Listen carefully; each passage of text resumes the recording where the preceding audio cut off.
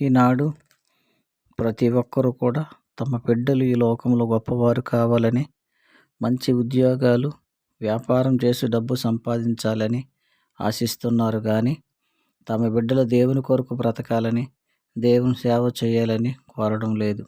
అయితే ఏకేబేదు తన బిడ్డలందరూ కూడా దేవుని కొరకే అన్నట్లుగా దేవుని యందు భయభక్తులు కలిగి బిడ్డల్ని పెంచినది.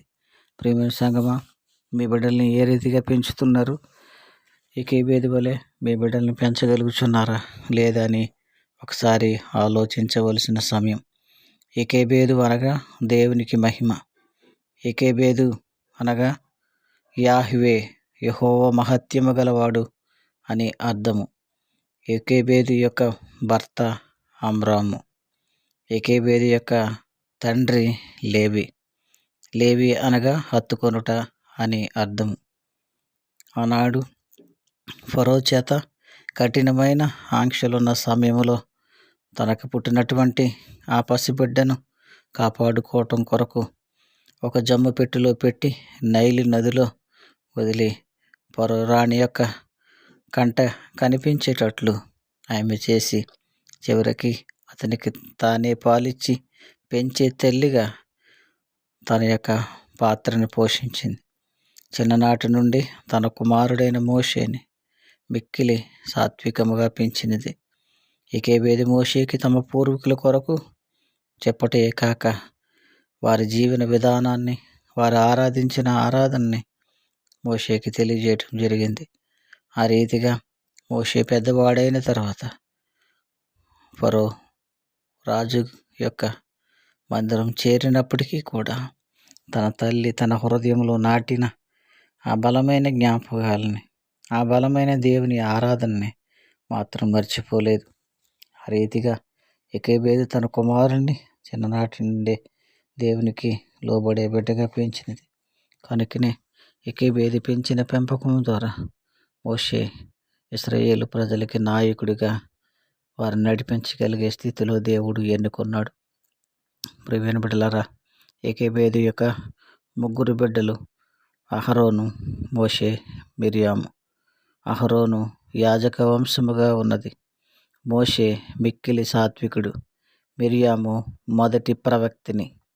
ఈ రీతిగా తన యొక్క కుమార్తెను, ఇద్దరు కుమారులను దేవుని యొక్క సాధనములుగా, దేవునికి పనిచేసే పనిముట్లుగా ఏకేబేదు పెంచటం జరిగింది. ఏకేబేదు తన బిడ్డల కొరకు రోదన చేసే స్త్రీగా, అంగలార్చే స్త్రీగా, విజ్ఞాపన చేసే స్త్రీగా కనిపిస్తూ ఉన్నది. ప్రియమైన బిడ్డలారా, సంఘాల్లో రోదన చేసే స్త్రీలు నేడు ఉన్నారా? అంగలార్చే స్త్రీలు ఉన్నారా? విజ్ఞాపన చేసే స్త్రీలు ఉన్నారా? ప్రియమైన సంగమా, ఆలోచించు. ప్రియమైన విశ్వాసి, ఆలోచించు. ప్రియమైన భక్తురాల, ఆలోచించు. నీ దేవునికి ఇష్టముగా, నీ దేవుడికి ఇష్టమైన సాధనములుగా నీ పిల్లల్ని పెంచుతున్నావా? వారి మార్గం తప్పిపోతూ చూస్తూ ఉంటున్నావా? లేక సరైన మార్గంలో నడిపిస్తున్నావా? ఏకేబేదు తనకు కలిగినటువంటి ముగ్గురు బిడ్డల్ని, ఇద్దరు కుమారులు, ఒక కుమార్తెని దేవుని సాధనములుగా ఎంచింది. ఆమె విశ్వాసముతోటి ఆమె ఎంతగానో యథార్థముగా ప్రార్థిస్తూ తమ బిడ్డల్ని పెంచింది. సరైన విశ్వాసం, పరిశుద్ధమైన జీవితం, ప్రార్థన యందు పట్టుదల కలిగి తాను జీవించింది. తన బిడ్డల్ని ఆ రీతిగా పెంచింది. కనుక మనందరము కూడా ఏకేబేదు వలె జీవించవలసి వారం ఉన్నాం. ఏకేబేదు వలె విశ్వాసం కలిగి జీవించాలి. ఈనాడు తమ బిడ్డల్ని వ్యాపారస్తులుగాను, లేక డాక్టర్లుగాను, ఇంజనీర్లుగాను చూడాలనుకుంటున్నారు కానీ దేవుని సేవకులుగా చూడాలని ఆశపడతలే. కనుక ప్రియమైన బిడ్డలారా, కోత విస్తారముగా ఉన్నది, పనివారు కొద్దిమందే ఉన్నారు. కనుక విస్తారమైన కోతను తండ్రి కోయటానికి పనివారు అవసరమై ఉన్నారు. కనుక ప్రభువు చెప్పినట్లుగా నీ బిడ్డల్ని దేవుని సాధనములుగా, పనికి వచ్చే పాత్రలుగా మలచవలసిన బాధ్యత తల్లిగా మీ మీదే ఉన్నది. కనుక ప్రియమైన సహోదరి, ఏకేబేదు వలె విశ్వాసం కలిగి నీ బిడ్డలను పెంచు. ఏకేబేదు వలె రోదన చేస్తూ, ఏకేబేదు వలె ఆరాధన చేస్తూ, ఇకేబేదు వలె విశ్వాసంతోటి, ఇకేబేదు వలె సన్మార్గముల బిడ్డలని పెంచినట్లయితే వారు దేవునికి పనికొచ్చే పాత్రలుగా వాడబడతారు. ఈ రీతిగా మోషే, మిర్యాము, అహరోనులు దేవుని పాత్రలుగా ఎంచబడ్డారు.